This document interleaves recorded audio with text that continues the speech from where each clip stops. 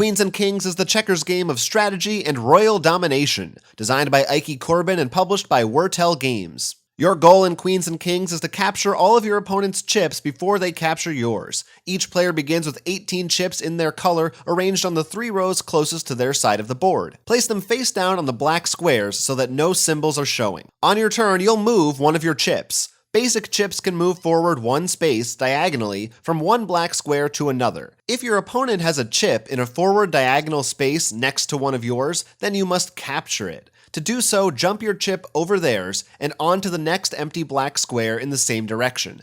Then, your opponent's chip is removed from the board. After making this first jump, check to see if there's another opposing chip in another forward diagonal space. If there is, then you must make that jump as well and capture another piece and so on until there are no jumps left to make. There must be an empty space on the other side of the opposing piece for yours to land on when capturing. If there isn't, you can't make the jump. You also can't jump over your own pieces, only your opponent's. Things get more interesting when your basic chips become kings or queens by reaching certain spaces. When this happens, you'll flip the chip over to reveal the matching crown symbol, either for queen or king. If you get the wrong symbol, swap it for a piece that has the crown you need. To turn a piece into a king, you must get it to the scepter space at the center of the board. Unlike basic chips, kings can move both forward and backward. Otherwise, they follow all the same rules for movement, jumping, and capturing. To turn a piece into a queen, get it to the side of the board opposite from where you originally started.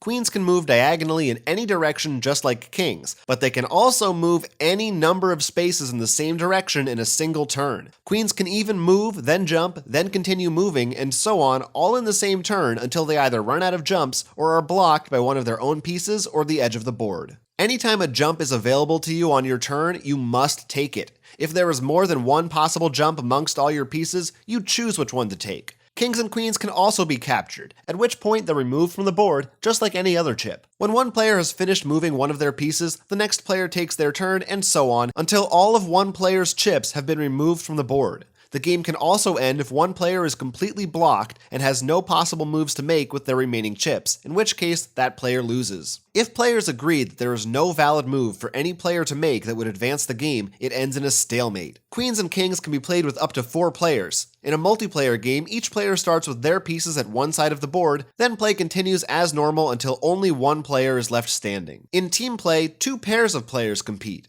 In this mode, you can jump over your teammates' pieces without capturing them. However, you cannot jump a teammate and capture an opposing chip in the same turn. In conclusion, move, jump, capture, bring glory to the crown. That's Queens and Kings in a nutshell. Did you get all that?